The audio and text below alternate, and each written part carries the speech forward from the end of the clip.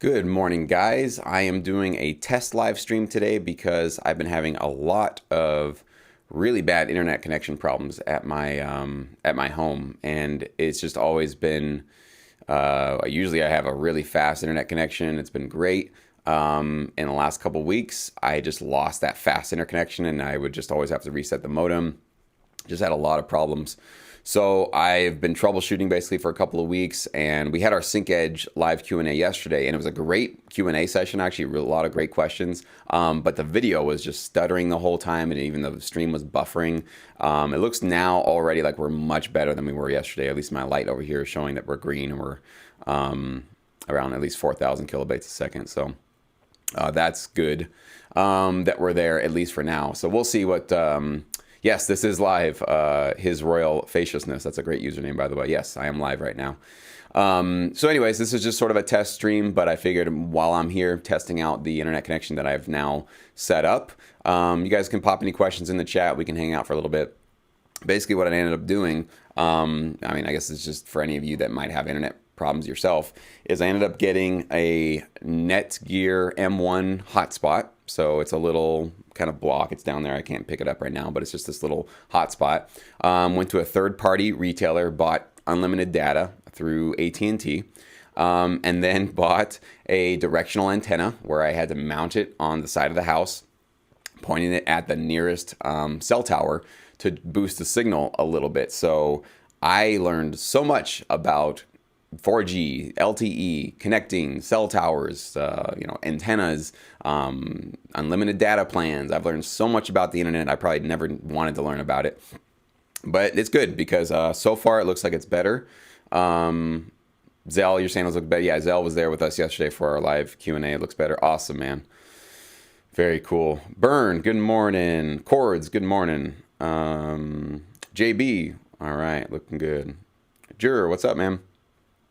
So, good. I just want to hang out for a little bit, though, because in my experience, the longer my streams go, the lower my bit rate can sometimes be, and so the stream can start to suffer a little bit. So, and I definitely want to go ahead and look at this and compare it to some of my previous streams when my internet was working, my really high-speed internet connection was working, just to kind of compare it, because I really need to have a permanent long-term solution to this issue, and if this works, then I'm just gonna keep this and not have to worry about paying an ISP anymore. I don't like to do that if I don't have to, and this is I'm still paying AT&T, of course, or indirectly through this third-party retailer, but so far it's working great, and if I find that it's actually really good within the next couple of weeks, I might do a video and just show you guys how I set up this whole thing.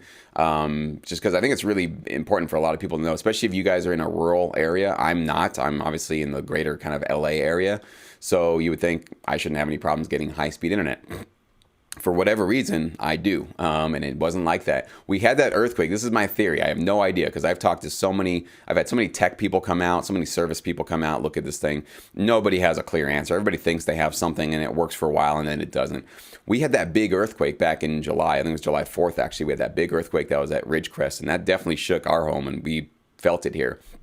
So that's my only guess, is that something in the neighborhood got disturbed by that earthquake, and they haven't come and figured it out yet. So that's my only guess. But literally, you name it, you might have a suggestion for me. Have you tried this? Yes, I've tried that. New equipment, new cables, a brand new installation. I've tried a different provider, even with a brand new provider with an entirely different system. Still the same issue persists. So the last guy that showed up last week, he was joking with me. He's like, "Man, you got a gremlin in your house. I don't know what to tell you."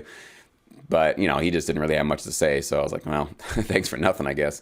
So, but anyways, trying to get it figured out. And I think I've got something here. So far, it's looking pretty good. So, all right, let me see what you guys got going on in the chat.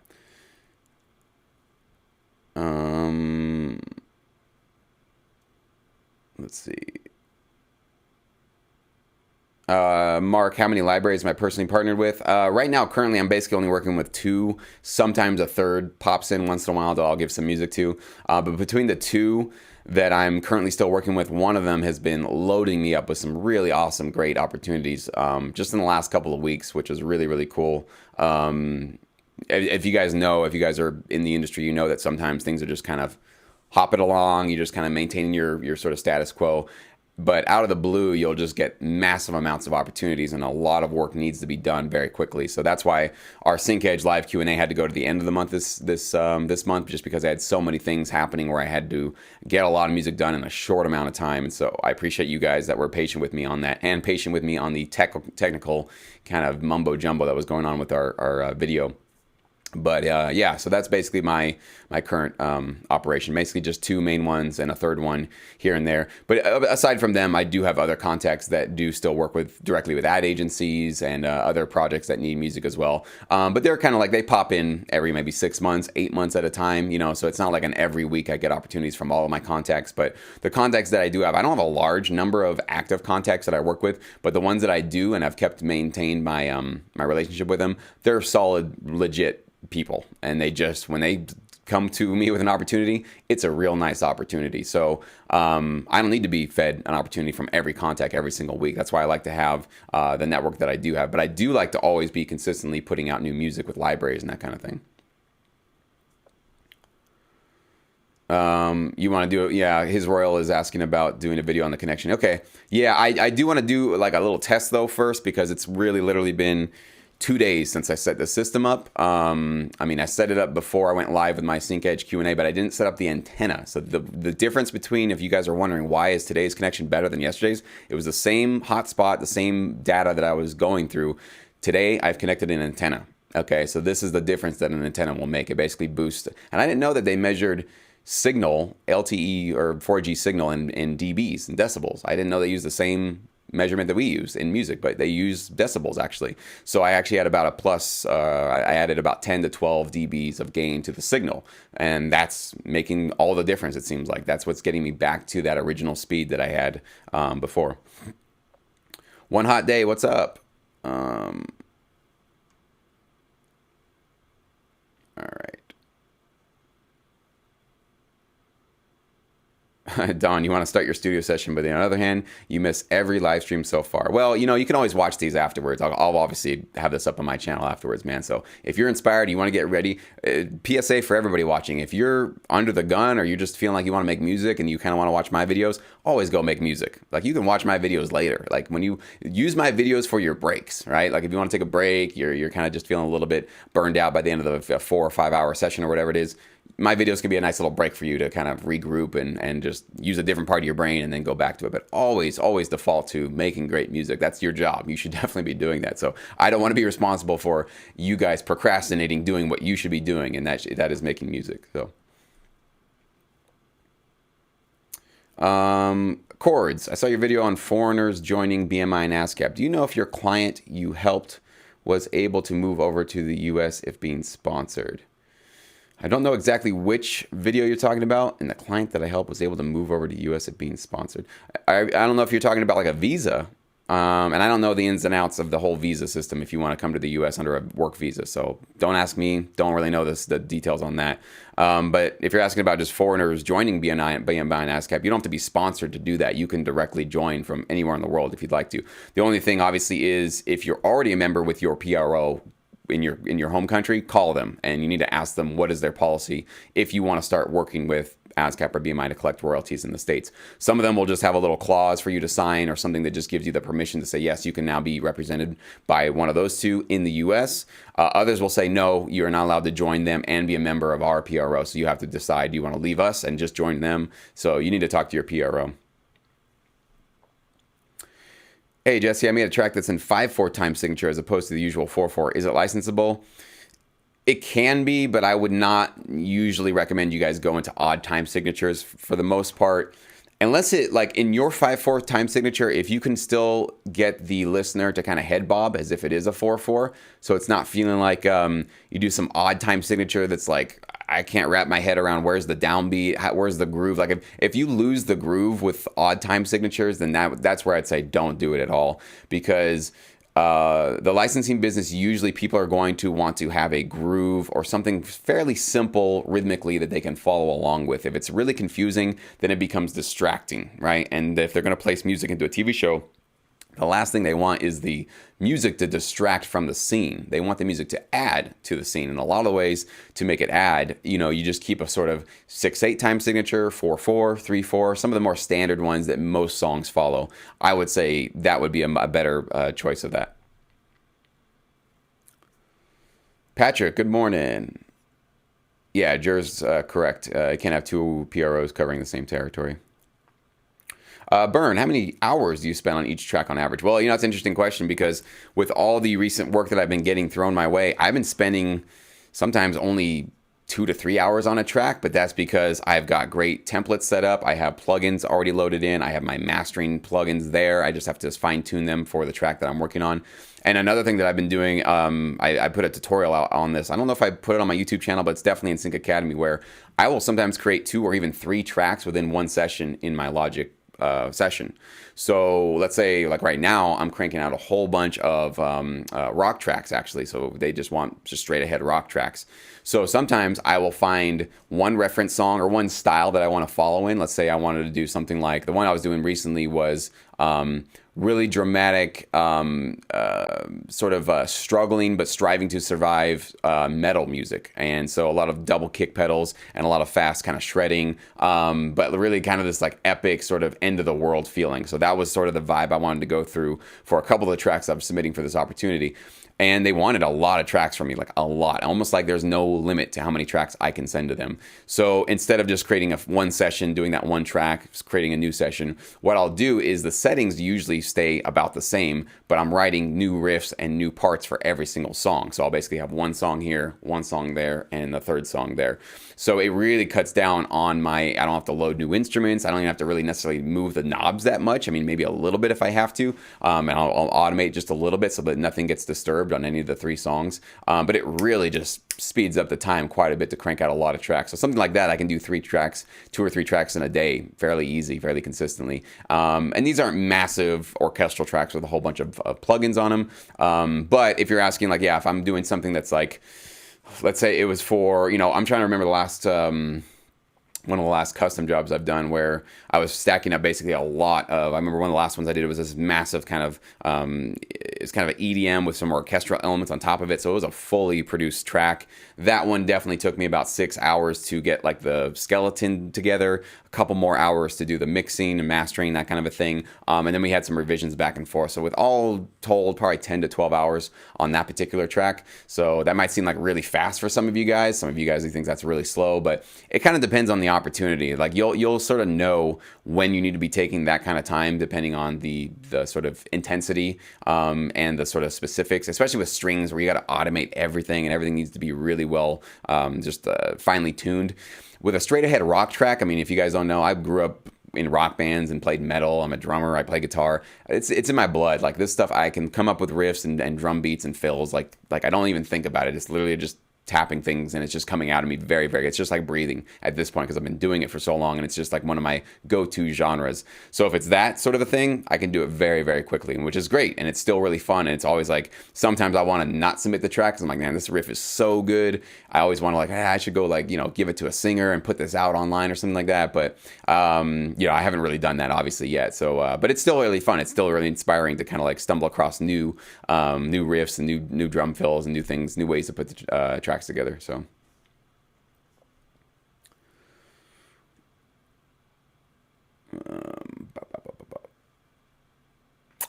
wow, Don, you need a break. You spent 10 hours in front of your DAW. That's great, man. You're working though. Hopefully you're having fun. If you're not having fun, you're not doing it right. As I recently did some work for one of the publishers you've also worked with, they gave some reference tracks, but then when I did a similar track, they rather picked a different track that was different to the reference tracks. Yeah, those happens all the time, man. That happens all the time. That's not a publisher specific thing. I can remember one story where I was given, it was for actually Dick's Sporting Goods. They were doing a national campaign and they gave us this very minimal like hymn, almost like southern hymn sound that they wanted with a lot of vocals and very minimal guitars, and they put this whole campaign out there, and that was the reference track. So I spent a couple of days knocking out I think 2 or 3 tracks following that. Nothing, we didn't hear anything. A week, 2, 3 weeks go by, and I finally reach out to my contact. I'm like, hey, what happened with that? he says, well, you know, they actually decided to go with a completely different sound. Like they got all the submissions that they thought they was going to work, and for whatever reason they decided, none of these are really working. Whoever was in charge of the music for that particular project said, well, what about this? And they ended up throwing in something that was kind of more Imagine Dragons sounding. So completely, I don't know where they got the track. I don't know where they pulled it from. So it just happens, man. It's just one of those things where you cannot control that aspect of this side of the business. If they have an opportunity and they've got a budget, they're the king. They're the king or queen of the entire project. They get to decide. They can do their best guess in terms of what they think they want. And that's why a lot of times they'll put that temp track in or give you that reference track because they're like, oh, we really like this. Problem sometimes can be with that, though, is they really like that track, that reference track, that one temp track that they threw in there. So sometimes when you try to submit something that's close to it, but not exactly following or giving the same magic that that first one had, they can sometimes get cold feet on the whole idea of using that sound anymore. So it's just part of the business, man. I wish I could tell you like how to absolutely exactly put your hands up. Like, I don't know. You just do your best. You follow the directions the best way you can. One thing you can do is if they do ask for, let's say, just one track and they give you a reference file, and maybe they also give you the video file, well, follow the reference, do exactly what they say, give them the best you possibly can based on what their parameters are. But then also give them a creative choice. Do something completely out of what they asked for. You take the video file and you just say, hey, if nobody told me what to score, how to score this, what do I see? What do I hear? What do I think would do well here? And give them a really awesome creative alternative to it. You might be surprised. Maybe that would be the one that they go, you know, we never thought about putting this thing behind the track, but we really love this. You might be surprising them with a brand new sound. So that's one strategy you can do to try to hedge the chances of that happening, but there's just really no guarantees for that kind of stuff. And it's not as specific to a particular publisher. I've worked with many different opportunities and publishers, and it's just, you're talking about human beings. That's the issue. Human beings. We change our minds. People fall in love with one track and you can't find a substitute for it. So this is just a human issue, okay? Yeah, definitely burn. Doing 2 to 3 tracks per session can absolutely save you a lot of time.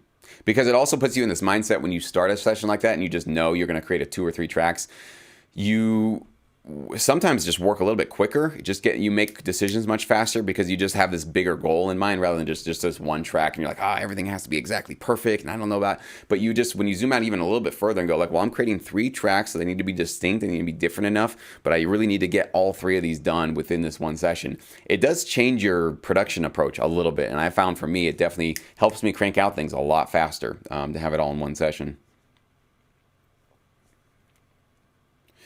Burn, do I find that more labor-intensive tracks tend to earn me more money?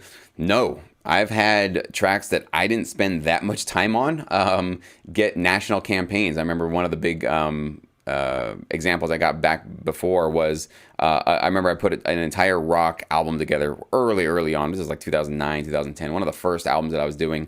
And I remember I had to do, I think, like 15 or 20 tracks for it. It was a lot of music. And I remember I was like, 12 tracks into it. I had a few more I had to do. So just at the end, I'm just like crawling towards the finish line and just trying to get some stuff to get done. And some of the last ones that I did, they were just not my favorite tracks. I'll be honest with you guys, I phoned it in a bit. I just kind of, that works. So this was before I was taking my career much more seriously than I do now.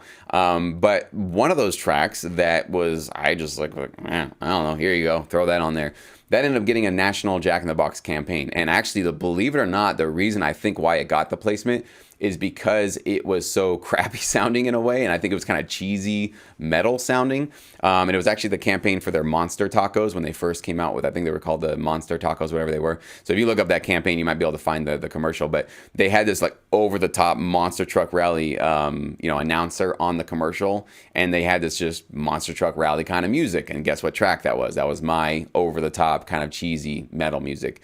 So that did really well for me, and that was really awesome to see. So no, absolutely not. I've spent hours and hours on what I feel are like masterpieces, and I get little tiny placements with them and vice versa. So no, I don't necessarily think there is a correlation there, at least in my experience. But it doesn't mean I'm not endorsing you guys to settle and make crappy music. I'm not telling you guys to do that. Do not do that. Make sure you do supply high quality stuff. You definitely want to be the high quality producer in the catalog that you're submitting to for sure.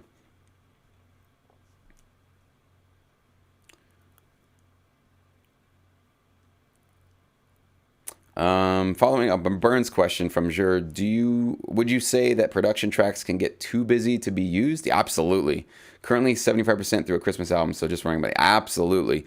I remember one set of tracks that I was submitting to one of my contacts, and he basically said, the CEO library said, these sound awesome, and I think they really would do well like on the radio or just charting or something like that, but these are way too glitchy and noisy and busy for us to place. And they were sort of like glitch electro EDM music. So absolutely, if there's just too much going on and it's too busy, that's another thing. A lot of producers, they think that just having a whole bunch of different, like 4 or 5 different lead instruments and all this different stuff going on will make their track sound bigger. Usually it doesn't. Usually it just makes it sound noisier. So absolutely, too much is usually not the way to go. Less is more. I always believe that that's one of the things you should do. If you can get away with putting less in your track and making it feel basically more focused on a particular emotion, and you can get more out of that one particular sound or that one particular track or sample or loop, whatever you're using, go with less, because usually you're going to find that that's going to keep your mix cleaner, your music is going to be more easy to follow, and you're going to avoid that noisiness issue. And definitely you could get some rejection if they feel like, I click play on this and I'm being bombarded. When I give feedback to syndicate members with our open reviews, that's one of the big things that I always tell them. I'm being bombarded with way too many voices, way too many things happening going on. You've got a guitar lead over here, a piano lead, you have this synth thing, you have this glitter thing, you have a stutter thing, you have 8 different percussion. Like, what am I supposed to pay attention to? You have all these, that's what it sounds like. It sounds like you're in a noisy room or in a cafe. And have you ever been in a really noisy restaurant trying to conversate with somebody right across from you and you can't hear them because it's just blah, blah, blah, blah. That's what a lot of tracks can sound like when there's too much going on. So zero it in, give a lead, give 1 or 2, do a call and response if you have a couple. Really give that focus to it. And I definitely do think that less is more strategy is the way to go for production music. Daniel, good morning. Greetings from Brazil. Awesome, man. I was in Brazil in 2009. It's been a long time, and I actually said that I wanted to go back within 10 years, and I just missed that this year. So I'm a little bit bummed about that, but maybe I'll go back.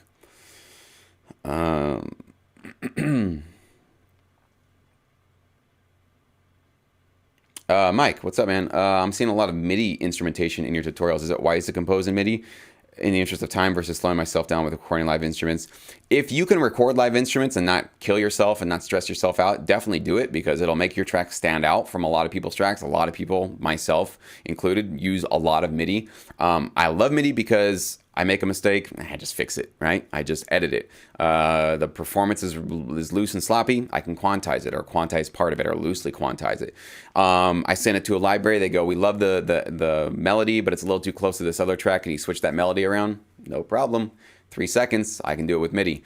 If you're recording everything live, you're gonna have to plug it all back in. You're gonna have to make those changes. And if you have something that's kind of a sloppy performance, you're gonna have to plug it back in. So, as I've gone forward, I have definitely been going more and more towards MIDI. This year, because I've got that nice drum set behind me, I've been trying to plug that in more consistently to get some live drum performances, and I hear the difference for sure. Even though I'm recording, technically it's still MIDI, but I still do sometimes will record the live audio feed from that into my Logic session, and I notice the difference when it's a live performance, and it definitely makes a big difference. So if you can, go for it. It'll definitely help you stand out and have really great authentic sounding tracks. If it's too much and you're pulling your hair out, well, take the path of least resistance then. Maybe you want to do a mix and match where some of the stuff you can do MIDI, once in a while you pull in a live instrument to kind of like push it up a little bit, All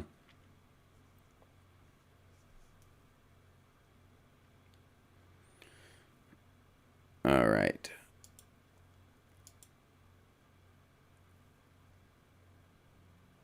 A little too much info, Lil PXZ. In this business, you have to be able to make changes in 5 minutes. Can't do that with real instruments. Yeah, that's the thing. Is he's absolutely right. That sometimes they'll ask you to just switch something around or change this. So if you're not able to make quick changes, you could if you're just if you basically have all of your live instruments just ready to go and you can just literally plug them in and record and do it, then more power to you. I'm not saying don't do that, but it will be a little bit trickier for you rather than just me going in and changing a couple of notes with my mouse. That's what I can do with my MIDI tracks. Are there any frequencies to avoid when composing and mixing for TV? I don't know about specific frequencies, but generally what I tell a lot of composers is you don't want to have too much happening in the higher frequency range, or at least in the mid to high range where the human voice is. Our human voice is usually in the mid to high range of the frequency spectrum. So, but every voice is different. So I can tell you like this range, because, you know, I have a lower voice, but you have a female speaking with a higher range, higher pitched voice. She's going to be in a different one.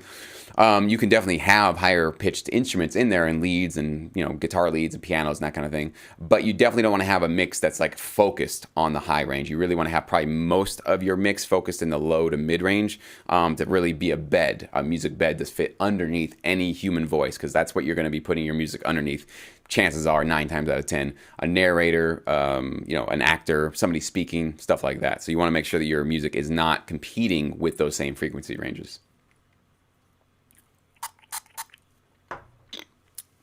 Nadej, good to see you. Glad you joined us. Steven, okay to add trailer hits in your tracks. Not sure if filmmakers structure trailers around your track or vice versa. Well, if you're doing trailer music, yes, absolutely. You're going to want to have those trailer hits in there. Sometimes they will. They'll have their own trailer hits, and they're going to basically mix and match their hits with your music. So it kind of depends on what music you're making. You can definitely still even input it into, let's say you're going to do hip-hop orchestral music, maybe for a nice big build-up or a breakdown or a pause or a false start or something like that. You definitely can use trailer impacts and all that kind of stuff. I do it in my music, not all the time, but I've definitely done it in my tracks over the years. And I've never gotten any pushback. Nobody said, hey, take those trailer hits out. We always use our own. If it fits the music, right? You don't want to have just a hit out of nowhere. Like, it has to rise. If the whole track is rising up for a big build, epic build, and then boom, some sort of impact, it has to feel like it fits with it. So I wouldn't throw, let's say, like a trailer track epic hit into just a standard EDM song. It doesn't usually mix into that genre, right? Or just a straight up rock song and just suddenly this big boom crash thing. It's like, that doesn't usually fit into a rock track, right? So it has to fit into the genre that you're working with. But absolutely, if it does, go for it. All right. Sotos, what's up, man? Greetings from Greece. All right. I have not been to Greece. That would be one thing I should go see one of these days. Thank you for all the videos. Been very helpful. Awesome, man. Any ideas what companies to look first from the music library directory? So many options for a beginner in this market. Yeah, I'm actually going to release a video in the coming, maybe this week or the week after that, as to why I don't give you guys this library name or that library name, or even obviously my library names that I distribute my music with. So stay tuned for that. I understand it can be daunting because you have a lot of stuff to go through.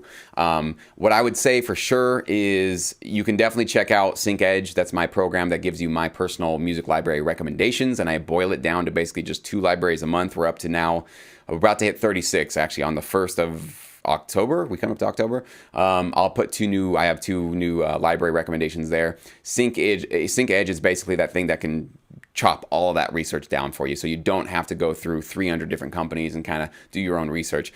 That library directory will save you a lot of time, because you doing your own Google searches or looking up online, most of these libraries, they don't do a great job of SEO, so you really sometimes can't even find a lot of these companies, because they put up a website, but they're not really in the business of trying to advertise themselves publicly. They just have a website to basically reach out to their clients and let them know, here's our catalog, here's our website, and they use it mostly for those kind of shopping purposes, but they're not in the business of trying to be discovered by producers for the most part. You would think they would, because they need a lot of producers, but a lot of libraries do not put any, very minimal at least, effort into trying to get themselves in front of producers. So it's really hard to find a lot of these companies. So that's why I did put that directory together, so you guys can instantly shortcut your way to at least having those links directly, email addresses. Some of them have phone numbers, et cetera, et cetera.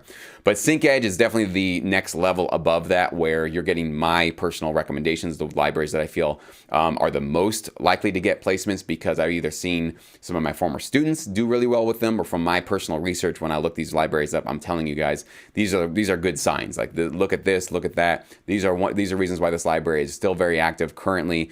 And then I also tell you guys, this is the type of music that I feel that you would have the best chances of really doing well with them. You can get accepted by most libraries with a lot of different styles of music, but do you want to just have your tracks on their shelf, accepted, but not really being used by their clients? That doesn't do you any good. There's no placements there, there's no royalties there, and there's no sync fees there, right? So what I do is I analyze who their clients are, what their placements are, what they've been doing. And I also pair that with what their catalog looks like, what strengths their catalog has, what weaknesses their catalog has, and how you can maybe go in there and best serve their needs, improve their catalog, boost something that they might need a little bit more of, and have the best chances of becoming a great composer partner for them. And I don't think any writers, publishers, nothing. Okay, there's no contract between you and I with SyncEdge. I'm just giving you my recommendations, telling you guys how I would personally approach each one of these companies, and you can go in there and make the choices for yourself as to how you want to, or if you want to approach each one of those libraries. So I definitely check out SyncEdge. It's just syncedge.me. You can go check out and learn what that's all about.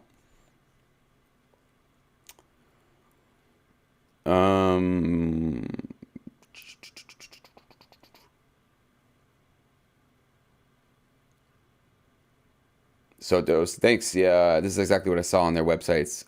Some of them are not interested in advertising your online website at all. Yeah, they're kind of shy. It's I don't know, for whatever reason, they have their reasons, but a lot of libraries are not putting out social media a lot. They're not, trying to make sure that they're visible out there. They just are probably extremely busy serving their current clients and getting placements and that kind of a thing. But they always are interested. Even if a lot of their websites will say like, oh, we don't accept unsolicited submissions. We don't want any demo. We don't want any of that.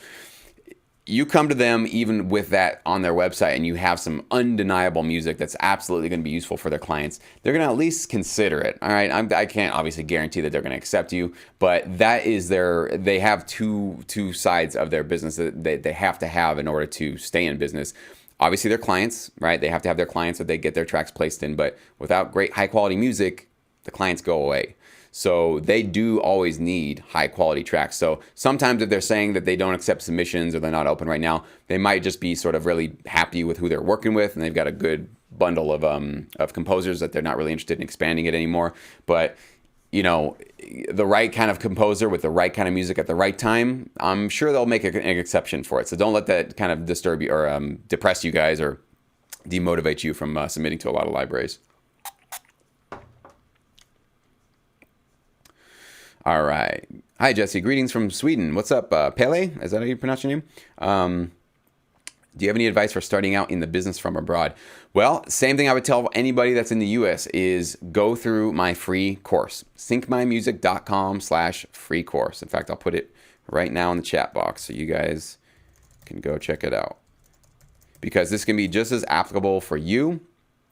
I don't know if that actually copied as a link, but just copy and paste that entire thing right there and go enroll in it. Because it doesn't matter where you are in the world. You can still participate with U.S. music libraries and get involved in the U.S. market if you want. So it's the same information that you would be. The only difference would be you might have to jump through a couple of hoops, fill out a couple of tax forms if you want to join ASCAP or BMI because you're obviously abroad, so you're going to have tax reporting, that kind of thing. But it's absolutely possible. So definitely just go through that free course. That's probably over 2 or 3 hours worth of free videos, free content for you. It's going to teach you how to find libraries, how to understand how the licensing business works. I make it so simple that even a first grader can understand it. I know people misunderstand it. They don't really know how it really works. What is a license and how does this whole thing really operate? So I have a bird's eye view sort of animation in that course. It just shows you exactly how you're going to be making money and what your role is in the granular scope of this business.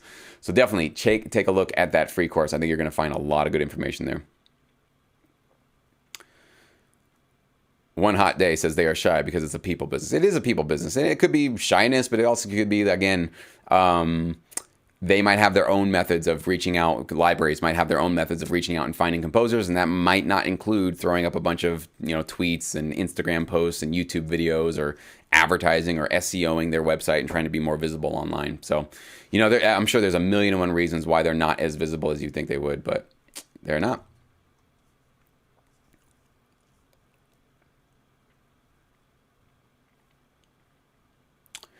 Joseph, great question. Do your libraries get your music into TV outside of the US, or does it only occur when the TV series with your music gets sold to foreign networks? Both. But absolutely, the libraries that I work with, and I'd say almost 7 out of 10 times the libraries you're going to work with or do work with are going to get your tracks into foreign territories because they have what are called sub-publishers. These are basically partners that take a portion of their catalog or maybe all of their catalog, and they represent it in territories around the world. Sometimes it's multiple countries, sometimes it's just one country, but they will basically say, hey, let us distribute your tracks. They'll split the publishing with the original library. So usually they'll split it 50-50, and then they'll go get your tracks distributed through, like for me, like we had one member here from Brazil. I get placements from Brazil every single quarter in my international statement. So that's because one of the libraries I partnered with early on has a sub-publisher down there, and they are cranking out a lot of placements for me, which is great. And now at this point, I have, 30, 40 different countries that are getting me placements. It's pretty ridiculous. It's just crazy. So that's definitely one way you're going to get international placements, is by just partnering with a U.S. company that has sub-publishers. And you can definitely ask them that when you partner with them. Do you have sub-publishers? Will my music make it into these other markets? And they should be more than willing to let you know where your music is going to be had. And yes, the other way is that if your tracks do get, let's say, sold into syndication overseas, then absolutely that's another method for you to be able to collect those royalties for the placements that you originally got in the U.S.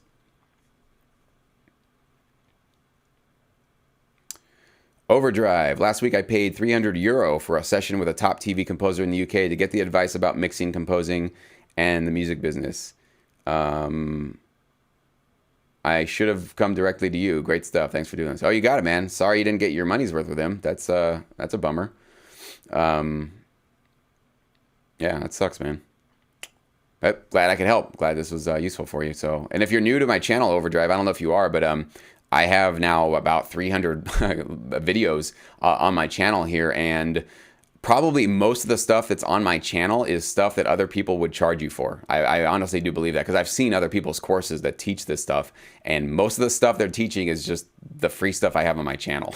So dive in, man. Like literally take an afternoon, take a week, just go through my videos. I have some of them. I have a lot of production tutorials. I have just business advice. I have all that kind of stuff. So dive in, man. It's a buffet. Enjoy.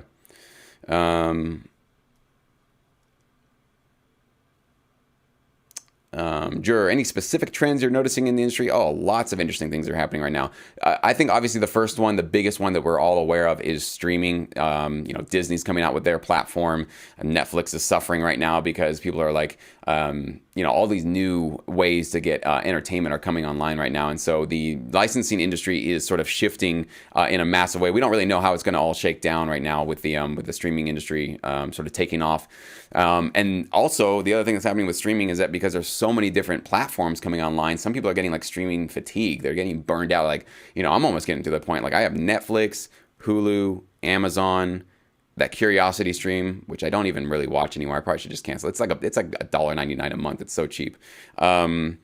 But then you got those four, and then what are you gonna do? You're gonna get Disney. You're gonna have, I don't know. There's a couple more that are coming online too, and I think some of the studios are doing their own. So at some point, you're back to the same cable prices you were before you switched, right? And so I wonder how cable companies will react to that, because they probably will have a reaction to this to try to simplify, to kind of win back some of their customers. So that's all fascinating. And then the other thing is, what will these streaming companies do if they're just being all fragmented, too much? Like they might get a little piece of the pie, but they're all tiny little pieces of the pie. Will they start to form a coalition to kind of like start to band together to create a new cable industry, essentially, where you pay one fee and you get access to all of these different streaming platforms? I mean, Apple, of course, they're coming out with theirs as well. So it's going crazy. It's just really nuts right now. So that's one of the big ones. There's many other ones as well. But yeah, that's one of the big ones I can definitely talk about now. Awesome, Pele. Cool, man. Thanks, Jer. Appreciate that, man. Mark, do you have to wait until your PRO statement comes in to alert you to a placement, or does your library notify you when you have a song placed? 9 times out of 10, you'll have to wait for that royalty statement, Mark. The other thing you can do is sign up for TuneSat, TUNESAT.com. You can get a free account, which will allow you to upload 50 tracks. That'll start to track some of your placements, so you can get a notification earlier on. I've only had a handful of situations where the libraries I've worked with say, hey, Jesse, your tracks are getting placed on this TV show or that. Usually, the only time I get notified is if it was for, like, obviously a custom opportunity where they asked me to submit something for it. But once in a while, yeah, like I did a track in that Let's Be Cops movie a couple years back. I got a notification about that before it came out, so that was cool. I could actually go to the theater and watch my song. Sadly, I stayed through the entire length of that movie. It was not a great movie, but luckily though, my track was in the first, I think, 10 or 20 minutes of it. There's a scene where they pull up in a Range Rover, and there's a track, some dance track playing in the song in the car, and that's my track in there. So that was really cool to see. And that was like one of those moments. Like I remember the first placement I got, that was a big moment, and then that was also another just big like whoa, like. You know, I remember being a kid going to the movies, like just this larger than life screen in front of you, and then thinking like, whoa, like in the journey of my life, I somehow made it to the other side of that, right? Like I'm on the other side of the screen now, supplying content on the other side of the screen. So it was a cool feeling, you know, not some massive black blockbuster, you know, Oscar award winning film or placement or anything like that, but just really a cool feeling to just like, wow, that was really magical there, just to kind of see that my little thing that I'm doing in my room is up there, like in front of, you know, probably millions of people saw that, and they still do. Actually, I still get royalties from that movie. Actually, it gets aired over and over again. Believe it or not, it actually did really well in the syndication market. It gets aired on so many different channels and streaming platforms and stuff. So it actually did well for me in the long run. Just in the short run, it was like, you know, not exactly my favorite whatever movie it could have been ended up in. So.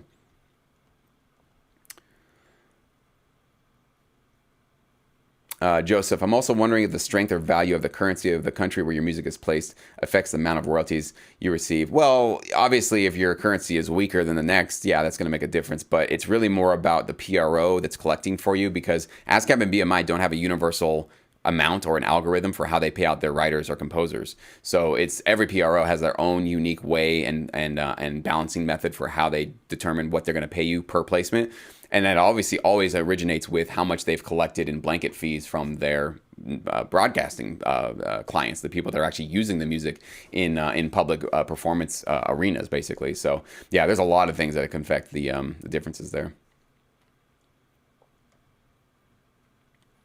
Boris, appreciate your content. Any thoughts of buyout fees versus sync splits? What should you aim for when negotiating with libraries? Well, it depends. I mean, there's obviously pros and cons to each one of those. A buyout fee means usually you're not getting any sync splits with them at all, so you might just get a one-time fee from them.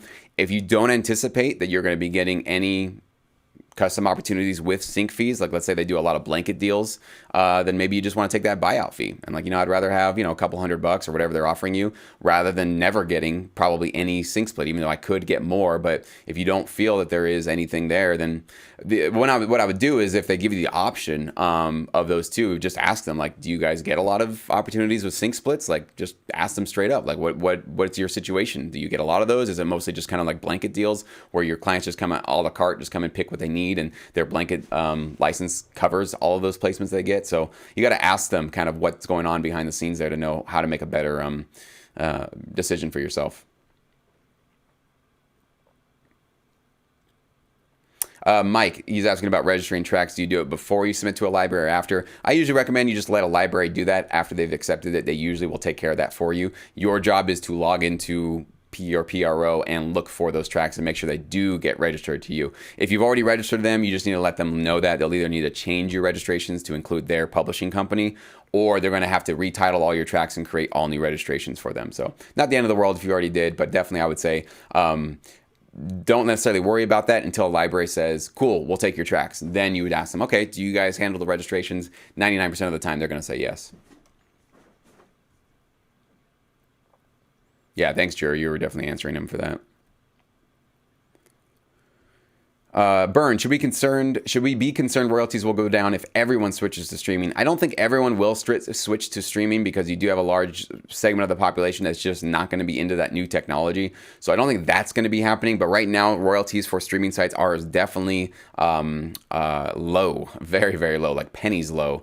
So there is an issue there. And we'll see kind of, again, how that's going to play out. I don't know exactly how that's going to play out. There could be some sort of like laws passed that will mandatorily increase some of these rates. There could be also some other deals put in place in the industry that composers will maybe start to be getting paid larger upfront fees for getting placed. I'm seeing some of that happen with Netflix and streaming sites where they're just paying, maybe that might be providing for a lot of back-end royalties, but they're providing for very generous upfront sync fees, $2,000-$3,000 per track, something like that. Some of those can be that high or even higher. So it just kind of depends on, I mean, everything, obviously. So I can't pretend I have a crystal ball to see like where this is going to land. But there's definitely going to be changes. So be prepared for changes for sure. And that might mean you have to adjust your strategy and change how you approach the industry. And I'm definitely going to let you guys know. That's why I'm in the industry still, guys. Just so if you guys don't know, I still do work in the business. And if I change my strategy, you will be the first to know that. Okay. If I find that there's something that's such a big obstacle and such a big change that it's not worth pursuing that anymore and we have to try something else, you guys will be the first to know. I'm not going to hoard that and just do something different and teach you guys the old method. Okay, that's not what I'm going to be doing. I will let you guys know as soon as I make any sort of major significant changes in my approach.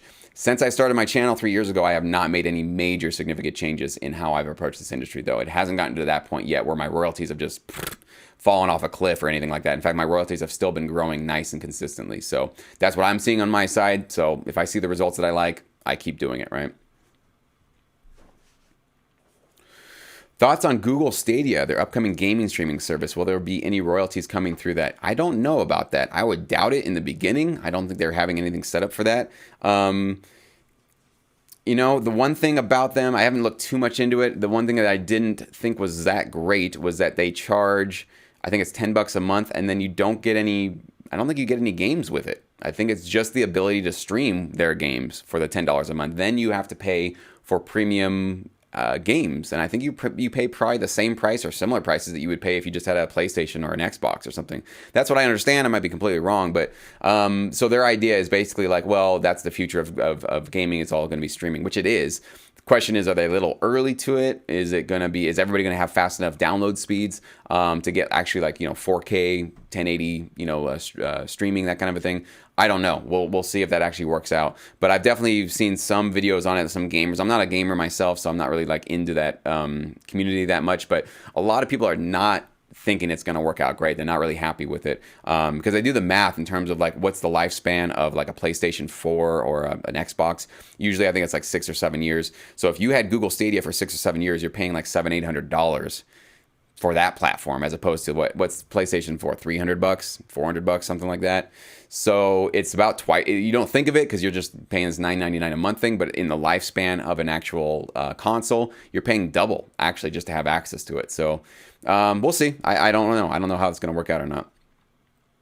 All right, guys, a couple more questions and I'll hop off here. Looks like the stream is holding up steady, so I'm feeling much better about my internet situation. Lucille, I'm ready to get started. Which one of your videos do I need to specifically watch because I like your education on this? Okay, one more time I'm going to put, and this time hopefully the link will work. Let's see. syncmymusic.com/free course. If you can't click on that, it looks like you can't. Just highlight that comment I just put in there, syncmymusic.com/free course. You'll watch the first video. Basically, by the first video, you'll know if it's something you want to continue on, especially even with the free course. And just so you guys know, the free course, once you put your email in there, I send you every video one day after another. But if you finish the first video, scroll down. There's a button that gets you immediately to video 2, and it happens every single video. So if you're free today, you got some free time, binge watch the whole thing. You can watch all the videos. Each one's 20 to 30 minutes long, so you can absolutely do that today if you've got the time.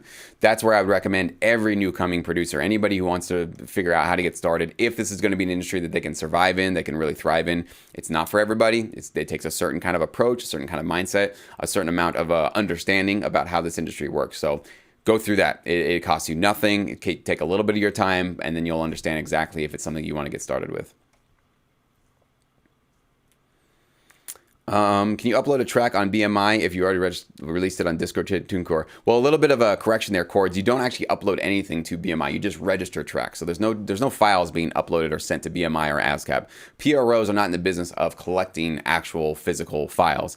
What they do is you register your tracks for them so that if you get a placement in a radio station, a TV show, movie, commercial, anything that can generate royalties, they can track it for you and pay you out royalties. Okay, so absolutely. If you have music that's distributed through TuneCore or DistroKid, but you haven't registered those same songs with BMI, go do it. You can definitely do that. And if you're self-published, you would just be the publisher and the writer. You would just do both of those.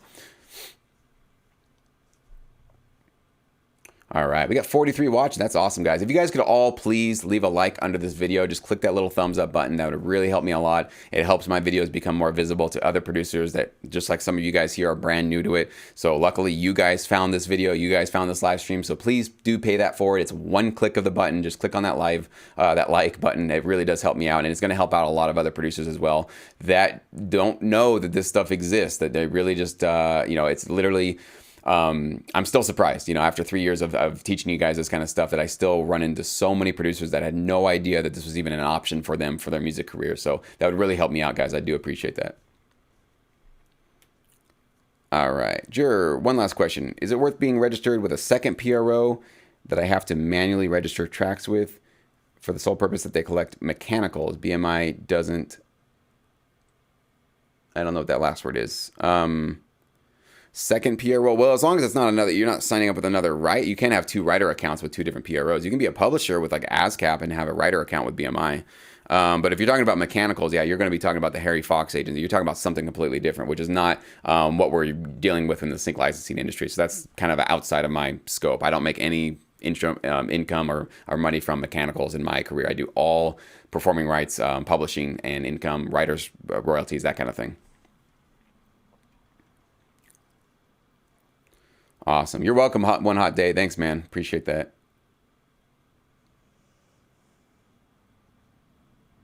Lascelles, you've seen a lot of videos after you bombed the platform. Awesome, man. Really appreciate that. All right, guys, I'm hopping off. You guys get back to work. It's Sunday. It is a work day. You definitely should be getting some stuff done today. I wish you guys the best in your endeavors and with your music. And stay tuned. We got some great, awesome, and especially this week. I think this week is going to be one of those really powerful videos I'm going to be releasing on my channel. I think a lot of my videos are really powerful, but this, especially one or two of them that I'm going to be releasing here in the next couple days, are really going to be inspirational and insightful for you guys. So definitely stay tuned. You don't want to miss them. We'll see you guys next time we do a live stream. I don't know. Maybe I'll do it more consistently now that I have some internet connection. We'll see. You guys take care. We'll talk soon.